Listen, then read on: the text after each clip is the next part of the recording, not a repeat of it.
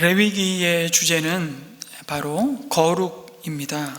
오늘 말씀에 하나님은 자신이 구별하신 백성으로 하여금 계속해서 거룩하라고 명령하십니다.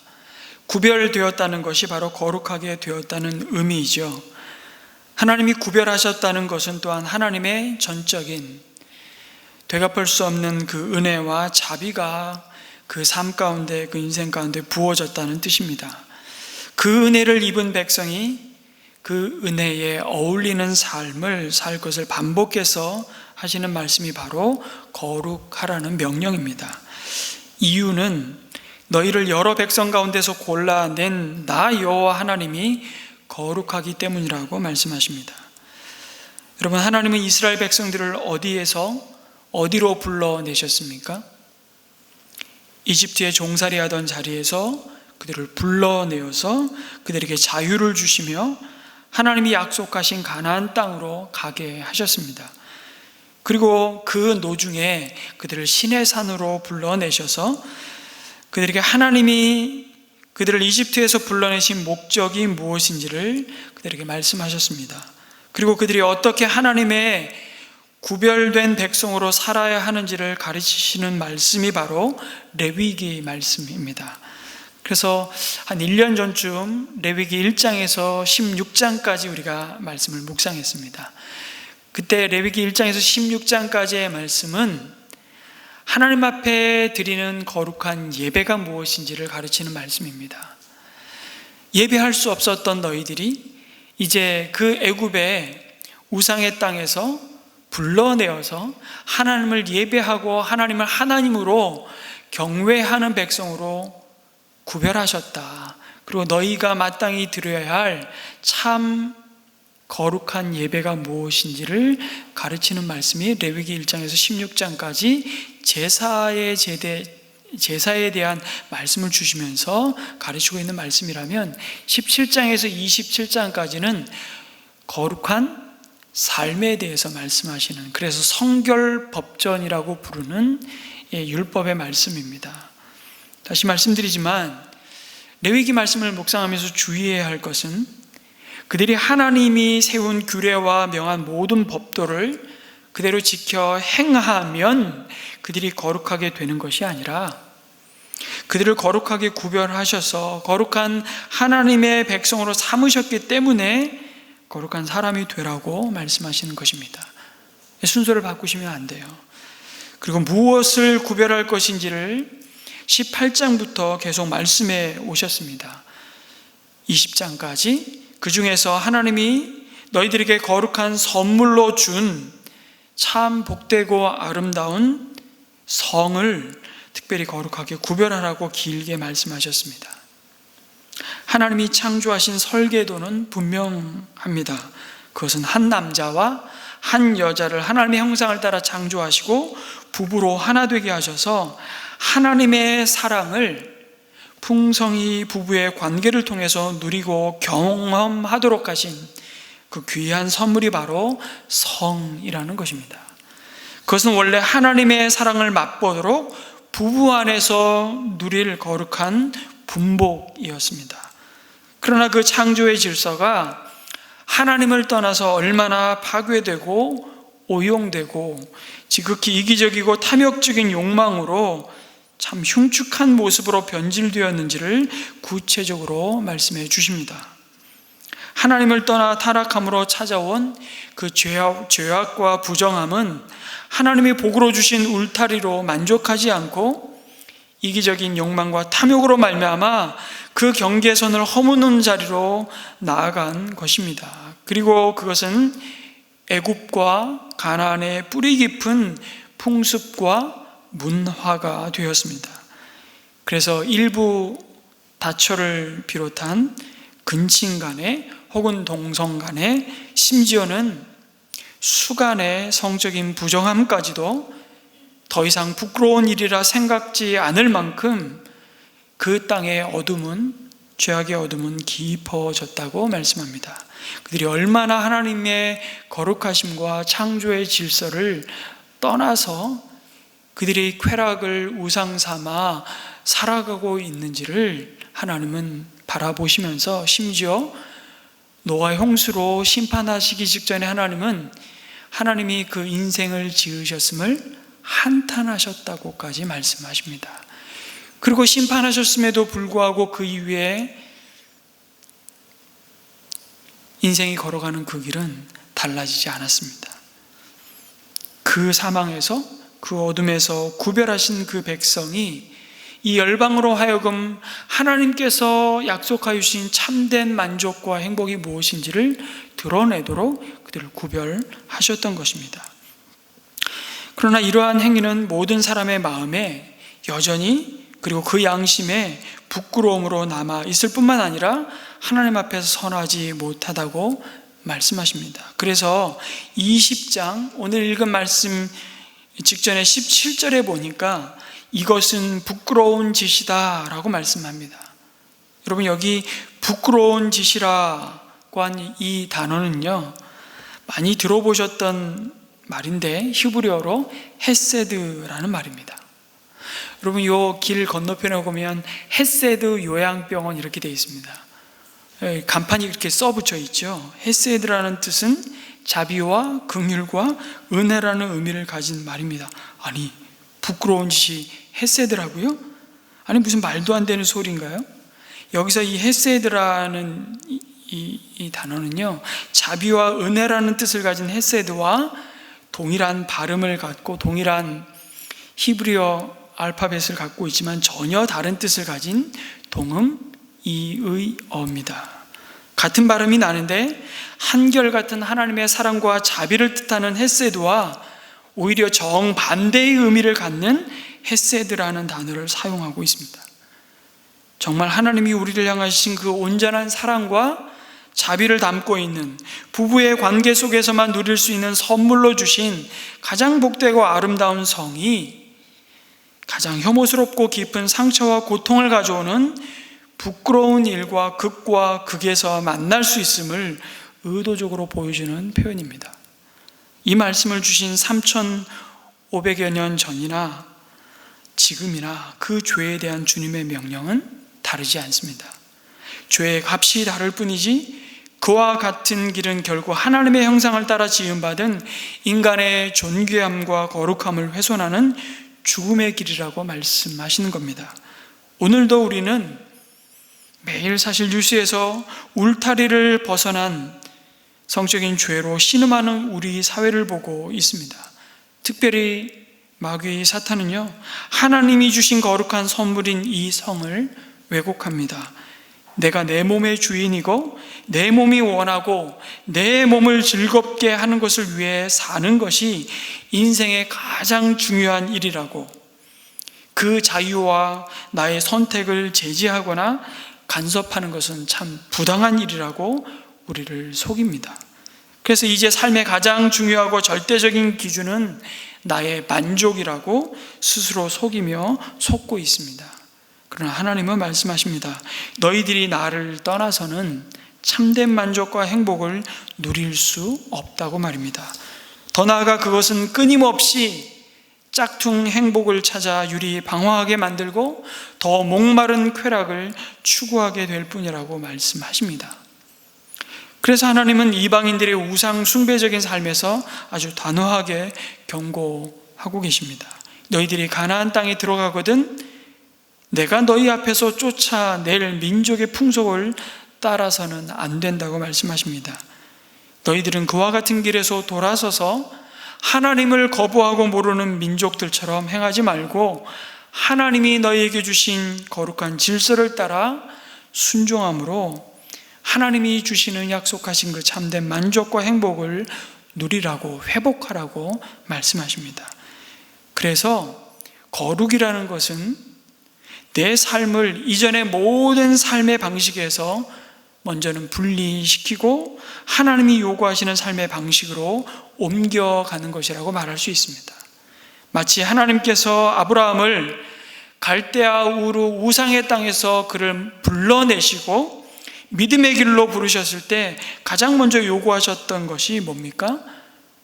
내 고향 친척 아비집을 떠나는 것이었듯이 거룩을 향한 삶의 여정의 첫 번째 단계는 이전에 익숙했던 것들과의 결별이라고 할 수 있습니다. 그래서 레위기 18장에 3절로 4절의 말씀에 보면 반복해서 똑같은 명령을 주고 계십니다. 또 한번 같이 한번 읽을까요? 시작. 너희는 너희가 살던 이집트 땅의 풍속도 따르지 말고 이제 내가 이끌고 갈 땅 가나안의 풍속도 따르지 말아라. 너희는 그들의 규례를 따라 살지 말아라. 그리고 너희는 내가 명한 법도를 따르고 내가 세운 규례를 따라 살아라. 내가 주 너희의 하나님이다. 여러분, 하나님이 400여 년 동안 이집트에서 종살이하던 그 이스라엘 백성을 빼내시는데 시간이 얼마나 걸렸을까요? 딱 하루 걸렸습니다. 하루면 충분했습니다. 그런데 문제는 그들의 마음 속에, 그들의 삶 속에 깊이 뿌리 내리고 있는 그 애굽을 빼내는 데는 장만치 몇 년의 세월이 걸렸죠? 40년의 세월을 광야에서 보내며 그들이 애굽에서 따르고 섬기고 숭배했던 그 우상 숭배의 삶을 속속들이 빼내는 작업을 하고 계시는 것이죠. 그러시면서 너희들이 들어갈 가나안 족속의 풍속을 따라서도 안 된다는 말씀을 반복해서 말씀하십니다. 그러시면서 이제 가나안의 풍속이 아니라 하나님 나라의 풍속을 따라 살라고 십계명을 통해서 주신 말씀에 구체적인 적용을 말씀하십니다. 그게 18장, 19장, 20장에 걸쳐서 계속 십계명의 내용을 풀어서 설명하고 그렇게 사는 삶의 방식이 무엇인지를 가르쳐주고 있는 것입니다. 그들이 하나님이 들여보내시는 약속의 땅 가나안에서 어떻게 사는 것이 십계명의 요약이죠. 마음을 다하고 뜻을 다하고 목숨을 다하여 하나님을 사랑하는 삶인지를 보여주시고 또한 내 이웃을 내 몸과 같이 사랑하는 것인지를 가르쳐 주시는 말씀입니다. 그리고 오늘 읽은 20장 22절에서 그러므로 라는 말씀으로 거룩하게 구별된 삶의 결론을 내리고 있습니다. 그러므로 너희는 내가 세운 모든 규례와 내가 명한 모든 법도를 지켜 그대로 하여야 한다. 그래야만 내가 너희를 데리고 들어가서 살게 할 그 땅이 너희를 토해내지 않을 것이라고 말씀하십니다. 여러분, 땅은 하나님의 소유입니다. 요즘 부동산으로 말미암아 참 기쁘기도 한 분도 계시지만 참 슬픈 분들도 많으시죠. 근데 그건 아셔야 됩니다. 우리가 이 땅에 사는 동안 내 이름으로 등기부 등본된 그 땅은 내 땅이 아니라는 걸, 우리는 잠시 빌려서 사는 나그네 인생임을 성경은 끊임없이 가르치고 있습니다. 땅은 하나님의 소유입니다. 그리고 오늘 말씀하시는 특별히 가나안 땅은 주님의 거룩을 나타내시기 위해 구별하신 언약의 백성 이스라엘을 그 땅에 심으셔서 하나님이 누구이신지, 도대체 하나님의 거룩이 무엇인지를 온 열방이 다 볼 수 있도록 모판으로 삼으신 땅이라고 할 수 있습니다. 그래서 지금까지 그 땅에서 자신이 여러분 주인 행세하면서 살아온 민족들과 같은 그런 삶을 사는 것은요, 이스라엘 백성들에게 그 땅을 주신 목적을 상실하는 것과 다름없는 것이었습니다. 그래서 너희들이 내가 명한 규례를 따라 순종함으로 나의 거룩함을 드러내고 내가 곧 온 땅의 창조주요 주인임을 드러내지 않는다면 그 땅이 너희를 품고 있지 못할 것이라고 말씀하시는 것입니다. 그래서 23절에 보면 너희는 내가 너희 앞에서 쫓아낼 민족의 풍속을 따라서는 안 된다고 경고하시는 것입니다. 그들이 바로 그런 풍속을 따라 살았기 때문에 내가 그들을 싫어하였다고 말씀하십니다. 그들의 풍속이 바로 뭡니까? 모두 하나님을 대체하여 그들이 몸과 마음으로 섬긴 우상 숭배였기 때문입니다. 그래서 18장부터 말씀하신 거룩한 규례의 그 구체적인 내용들은요, 대부분이 가나안 족속들과 그 주변 그리고 모든 열방들이 섬기는 우상 숭배적인 삶의 모습들이었습니다. 그것을 경계하고 따라가지 않도록 하나님께서 거룩을 가르치고 있는 말씀입니다. 그 모든 우상 숭배의 삶의 핵심은 다른 것이 아니라 딱 하나입니다. 자신의 행복을 위해서 하나님보다 피조물을 더 의지하고 경배하는 행위들을 바로 우상 숭배의 삶이라고 말씀드릴 수 있는 것이죠. 여러분, 이들이 하나님이 싫어하시는 가나안 풍속을 따르지 않을 수 있는 그 방법, 그 길은 무엇이겠습니까? 바로 24절 말씀을 절대로 잊지 않는 것입니다. 나는 너희를 여러 백성 가운데서 골라낸 주 너희의 하나님이다. 바로 그들이 이제 자신의 삶을 자신들이 개척하고 자신의 힘과 지혜를 가지고 살 수 있는 자들이 아니라 하나님께 묻고 하나님을 의지하고 하나님과 함께 살아야 할 백성임을 잊지 않는 것이야말로 가나안의 풍속을 따르지 않는 삶의 방식이라고 그들을 가르치고 있는 것이죠. 그래서 20장 이후에 레위기의 말씀을 가만히 보면 그것을 어떤 방식으로 가르치시냐면 안식일을 지키라, 그리고 7년째 안식년을 지키라고 말씀하시고 7번의 안식년이 끝난 다음에 50년째 희년을 지키라고 말씀하시며 각종 이스라엘 백성들이 가나안 땅에 들어가서도 가나안의 풍속이 아니라 하나님께서 다스리는 백성의 구별된 삶을 절기로 가르쳐서 그 절기를 지킴으로 하나님을 섬기는 백성이 어떻게 구별되었는지를 드러내시는 것이죠.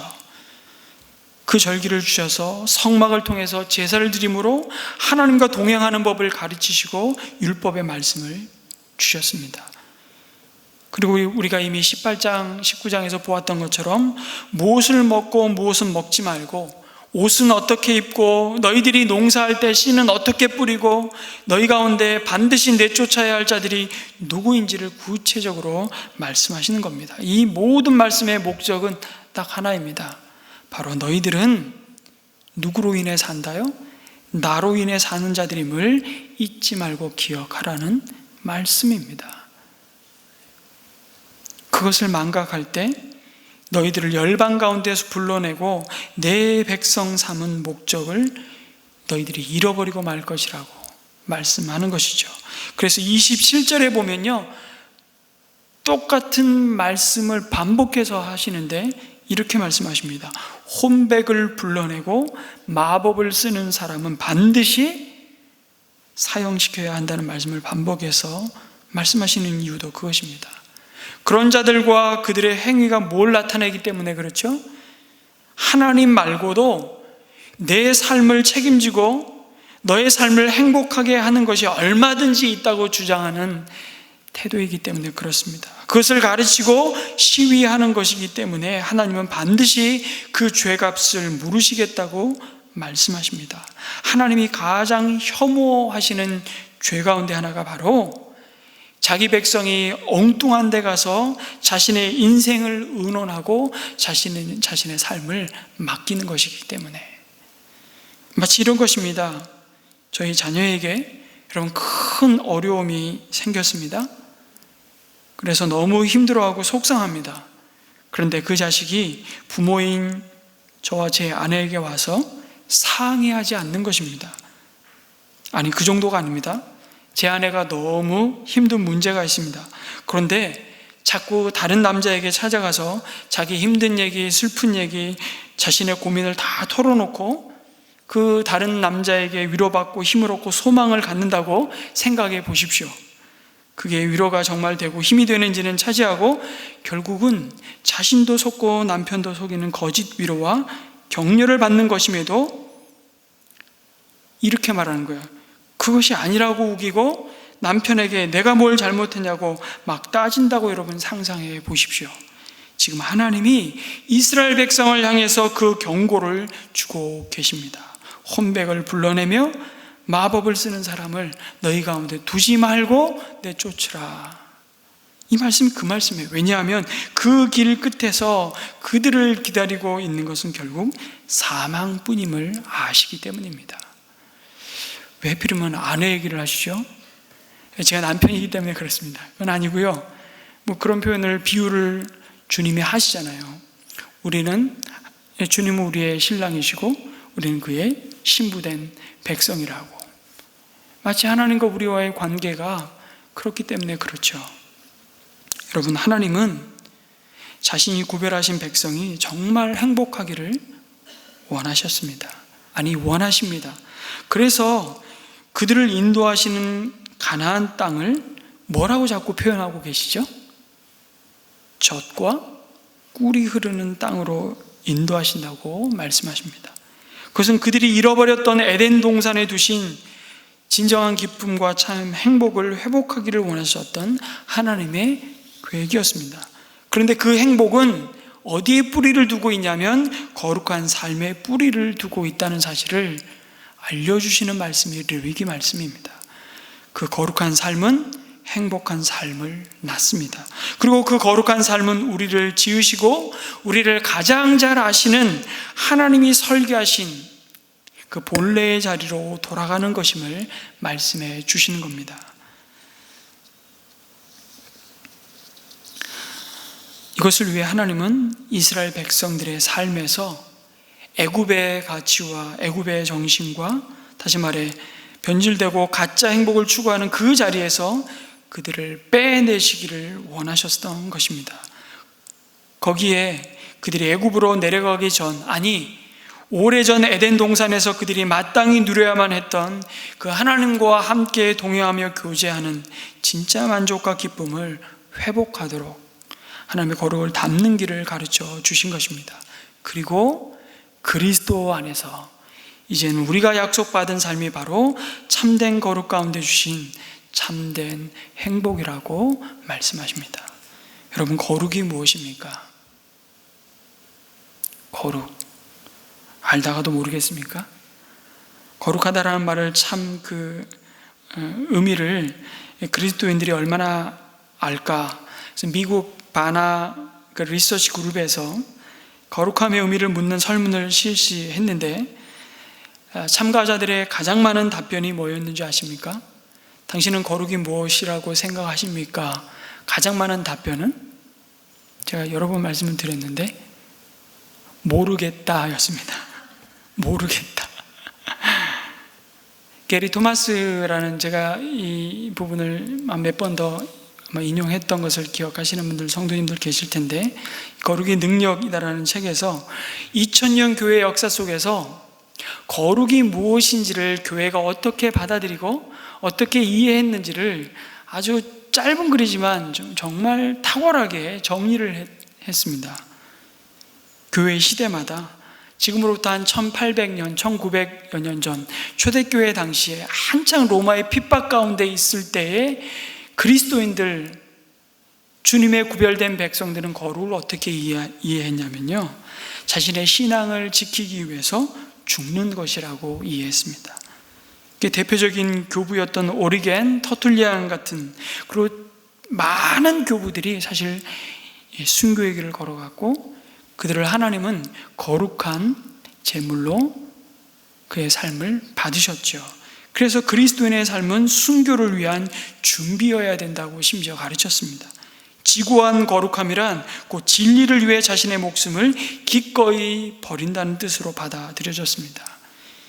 그로부터 여러분, 그 혹독한 로마의 핍박이 끝나고, 잘 아시는 대로 313년에 콘스탄틴 로마 황제에 의해서 기독교가 공인된 것은 아니지만 신앙의 자유가 주어지고 370 몇 년경에 심지어 로마가 기독교를 국교로 받아들이죠. 그때부터 교회는 지하에서 지상으로 올라오게 되었습니다.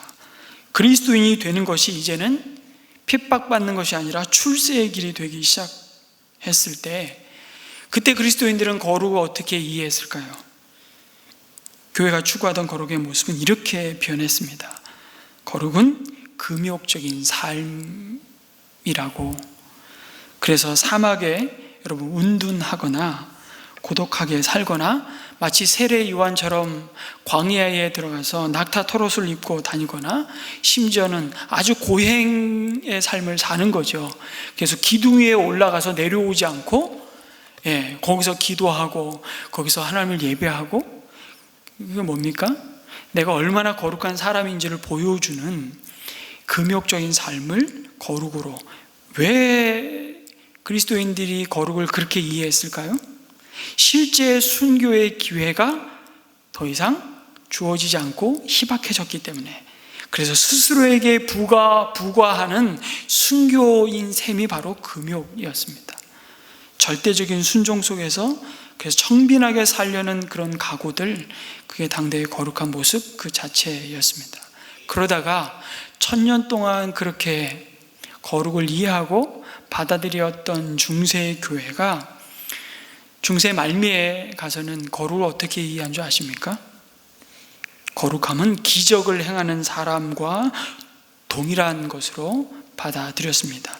살아 생전에만 그래서는 안 되고 정말 거룩해지려면, 그래서 성인으로 추앙받고 인정받으려면 죽어서 자신의 유골이 기적을 일으켜야만 된다고까지 가르쳤습니다. 그래서 캐톨릭 천주교에서는 희성식을 하죠. 우리나라에서도 교황이 왔을 때 극심한 캐톨릭 핍박 가운데 순교한 자들을 거룩한 성인으로 반열에 올리는 희성식을 했습니다. 희성식은 다른 것이 아닙니다. 성덕이 높은 사람이 죽었을 때나 순교자에게 탁월한 그들의 신앙의 모범을 본받고 공적인 공경을 바칠 수 있도록 공인해 주는 의식이 희성식입니다. 근데 캐톨릭은 중세 말미에 죽어서 사후에도 기적을 행할 수 있는 이런 기적이 확증되어야만 성인의 반열에 올렸어요.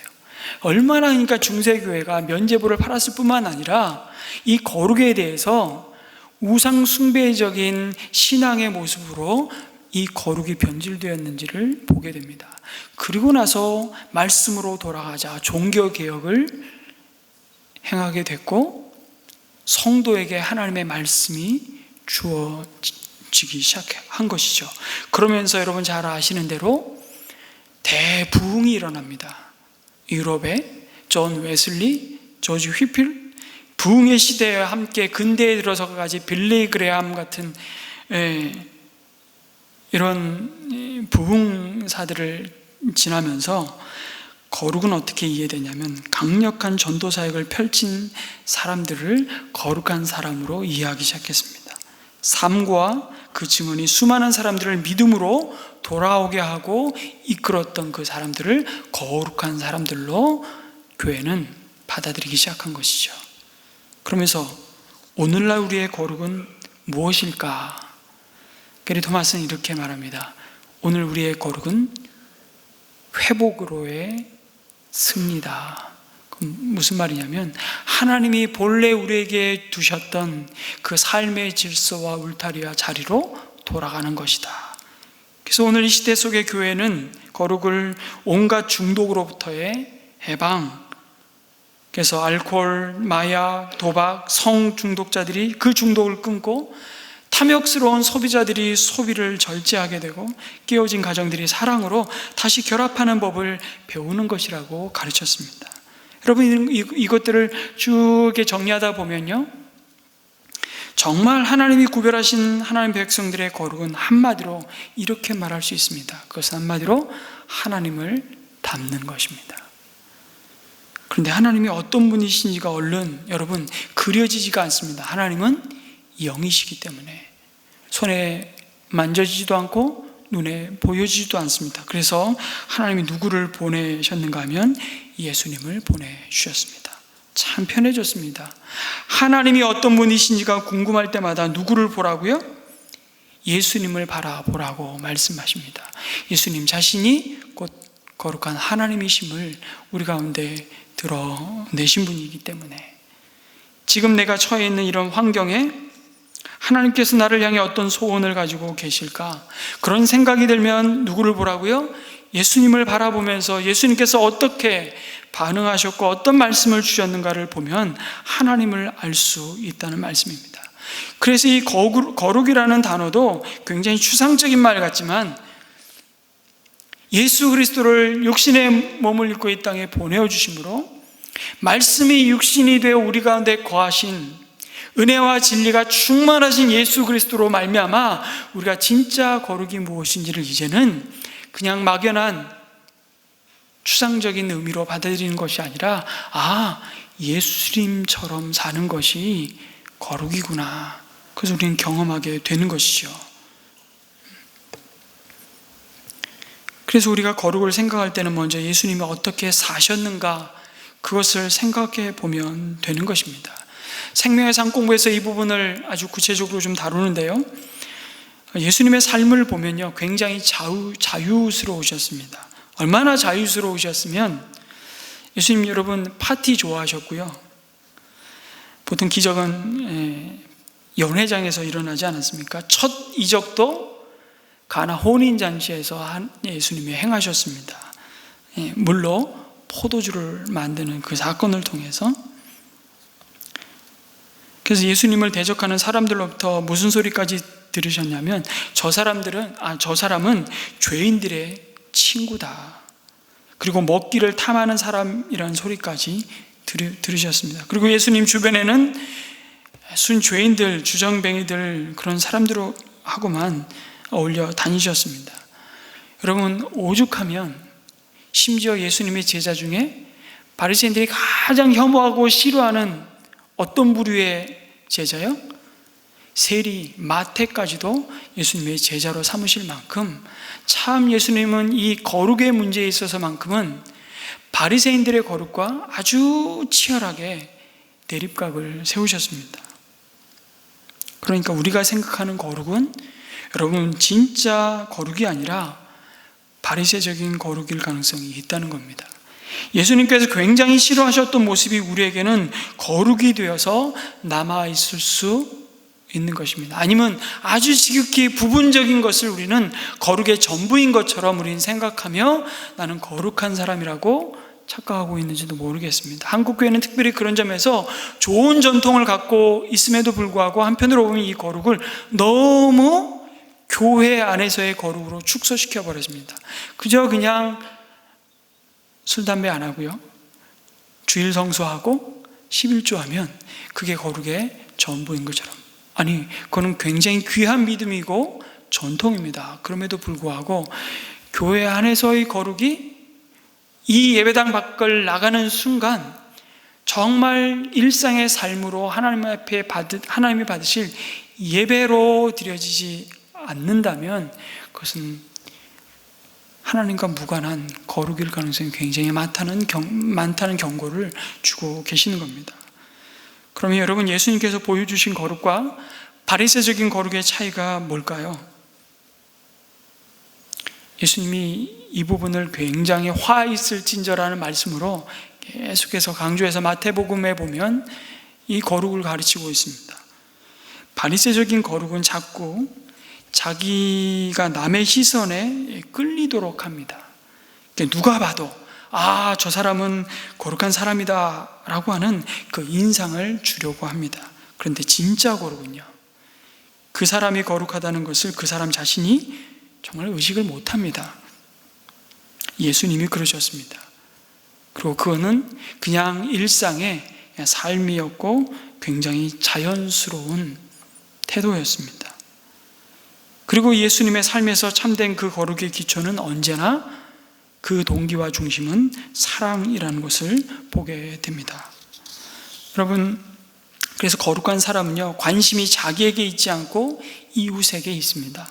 자기가 남에게 어떻게 거룩하게 보이느냐 하는 데 있는 것이 아니라, 어떻게 하면 내가 내 옆에 두신 그 이웃을 주님이 주신 그 사랑으로, 그 깊이대로, 그 넓이대로 섬기고 그 이웃을 도울 수 있는가, 그 이웃에게 필요한 것들을 채우며 보탬이 되고 위로가 되느냐, 그 이웃을 격려해 주느냐, 여기에 관심이 있는 것입니다. 그래서 여러분, 늘 자주 말씀드리지만, 여러분, 경건, 이것은 다른 말로 하면 요즘은 영성이라는 말을 많이 쓰지만 꼭 그것은 거룩입니다. 그거를 측량할 수 있을까요?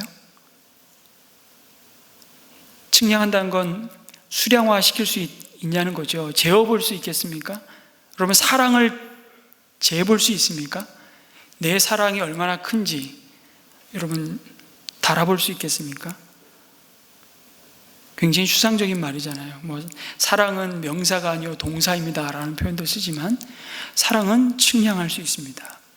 저는 그 측량을 정말 내가 나의 골방에서 나 아닌 누군가의 이름을 부르며 누군가의 삶을 바라보며 생각하며 그 영혼의 이름을 부르며 내가 기도하는 그 대상만큼, 그 크기만큼 그것이 나의 사랑의 크기라는 것을 저는 표현하고 싶습니다. 그게 사랑의 크기라는 생각을 늘 자주 해보게 됩니다. 왜냐하면 그 거룩은, 사랑을 통해서 나타나는 그 거룩은 나에게 관심이 있는 것이 아니라 내 옆에 두신 그 사람에게 관심이 있기 때문이죠. 예수님의 삶을 보시면 그랬습니다. 어떻게 보면 예수님은 다른 사람이 어떻게 자신을 보는지 전혀 개의치 않는 사람처럼 행동하셨습니다. 그런데 괜히 반항적으로 한 게 아니라, 괜히 튀어보려고 하신 게 아니라 예수님은 언제든지 상대방에게 관심이 있었습니다. 그 좋은 예가 여러분 안식일 문제입니다. 이 안식일에 대한 묵상은 한번 다음 주에 다시 한번 좀 살펴볼 수 있었으면 좋겠는데요. 여러분, 이스라엘 사람들은 안식일에는 일 안 하는 것으로 되어 있었습니다. 그러면 뭐가 일이냐 하는 것부터 또 마음에 걸리기 시작하죠. 예를 들어 추수하는 것은 일인가요? 일이 아닌가요? 추수요. 바리새인들의 거룩으로 볼 때는, 기준으로 볼 때는 일입니다. 그러면 그 다음에 또 무슨 기준과 문제가 생기냐면 어떻게 하는 것이 추수인가? 이런 문제가 생깁니다. 어디서부터가 추수고 어디서부터 추수가 아닌가? 그러니까 법을 만들어 놓고 그 법을 적용하는데 적용하기 위해서 또 다른 규칙을 만들고 그 규칙은 또 다른 규칙을 만들고 끊임없이 드러나는 행위의 모습으로 거룩과 거룩하지 않은 것을 구분하기 시작했습니다. 그래서 예수님의 제자가 안식일날 밀밭을 지나다가 밀 이삭을 비비면서 먹으니까 이것을 가지고 안식일을 범했다 그러지 않습니까? 그리고 그 제자들과 예수님을 정죄합니다. 추수한 것이니까. 여러분, 병 고치는 것이 일인가요? 아닌가요? 일이죠. 그래서 이 사람들은 철저한 법이 있었습니다. 예를 들면 사람에게 피가 나잖아요. 그래서 지혈을 하는 것은 일이 아니었습니다. 그런데 거기다가 고약을 바르면 일이 됩니다. 참 고약하죠.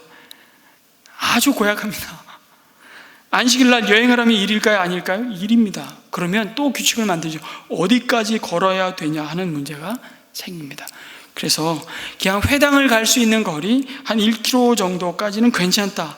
그러니까 나름대로의 장로의 유전으로 그런 규정들을 만들어내기 시작합니다. 율법의 굴레가 무서운 것이 바로 이것입니다. 그런데 우리가 얼마나 바리새인같이 되어가고 있는지 모릅니다. 신앙생활을 좀 하다 보면 그 익숙한 것이 곧 거룩이라고 착각합니다. 우리에게는 우리도 모르게 바리새인같이 되어가는 성향이 있음을 조심하라고, 그 성향이 외식으로 드러날 때 그는 너도 죽고 남도 죽이는, 오히려 그건 거룩과 전혀 상관없는 우상이 될 수 있다라고 주님이 경고하고 계시는 것이죠. 그런데 예수님이 이것을 뒤집어 놓으시는 거예요.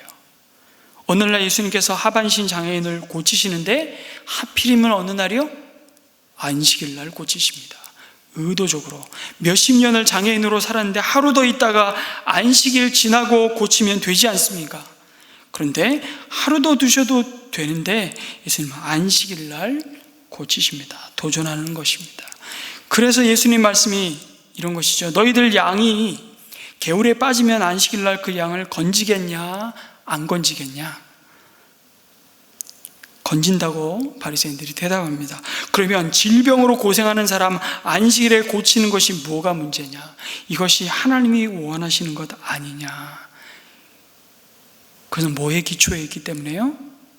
사랑의 기초에 있기 때문에 그렇습니다. 그래서 진짜 거룩한 사람은 참으로 자유롭고, 아까 말씀드린 것처럼 자기가 거룩하다는 것을 자기는 모르는 사람, 그러면서도 그 사람이 있으면 뭔가 따뜻해지고, 그 사람이 있으면 뭔가 편해지고, 그 사람이 있으면 뭔가 낙심되었다가도 힘이 나고, 위로를 받는, 왜냐하면 진짜 거룩한 사람은 자기가 어떻게 보이느냐가 아니라 다른 사람의 필요가 무엇인가에 관심을 두고 그 필요를 채우기 위해 오늘도 사랑으로 행하는 자이기 때문에 그것이 거룩이다 라고 말씀하고 있습니다. 그래서 남에 대한 관심사, 이런 것을 우리가 뭐라고 하죠? 이것을 사랑이라고 말하는 것입니다. 우리가 거룩해진다고 하는 것은 점점 그 관계가 사랑의 관계 속으로 들어가고 예수님을 더욱 닮아가는 것입니다. 100% 나에게 집중되어 있는 그 시선이 점점 내 옆에 두신 그 이웃에게 돌려질 때 그 이웃의 필요와 그들의 아픔이 나의 관심이 되고, 그래서 그 관계가 사랑의 관계가 되어 가는 것, 이것이 진정한 거룩이라 말씀하십니다. 그래서 레위기 27장까지의 말씀을 쪼려서 제일 핵심되는 구절이 뭐냐라고 말하면 많은 신학자들이 레위기 19장 2절 3절과 18절 말씀이라고 많이들 강조합니다. 레위기 19장 18절 말씀을 읽겠습니다. 시작. 한 백성끼리 앙심을 품거나 원수 갚는 일이 없도록 하여라. 다만 너는 너희 이웃을 내 몸처럼 사랑하여라. 나는 주다. 거룩은 여러분 일상에서 하나님을 닮아가는 것입니다. 거룩은 그 일상을 하나님 앞에서 살아가는 것이고, 거룩은 그 모든 상황 속에서 끊임없이 우리의 주인 되신 하나님을 의식하는 삶일 수밖에 없습니다. 그분을 우리가 의식하고 예수님을 우리가 바라볼 때 우리의 삶은 하나님이 본래 설계하신 삶의 질서를 잃지 않게 될 것입니다. 그것이 바로 레위기에서 귀에 딱지가 앉을 만큼 반복하여 말씀하여 주시는 나는 주다라는 의미입니다. 나는 주다. 너는 내 소유다. 그 사실. 그래서 잊지 않는 것이 거룩의 출발이고, 그리고 우리는 어떻게 하나님을 닮아갑니까? 그래서 내가 결정하고 내가 원하는 방식대로 내 하고 싶은 대로 하고 살고 가고 싶은 대로 가고 먹고 싶은 대로 먹는 것이 아니라 하나님이 정해주신 방법대로 사는 것입니다. 그리고 이 거룩의 참된 모습은 결국 이웃 사랑으로 드러날 것이라고 말씀합니다. 예수님의 모습처럼 말입니다. 사랑하는 성도 여러분, 이번 한 주간도 예수님의 삶을 닮아가는 그 참된 거룩, 그 거룩 가운데 하나님이 약속하신 참된 행복을 맛보고 누리시는 저와 여러분 되시기를 주님의 이름으로 축복합니다. 아멘. 우리 자리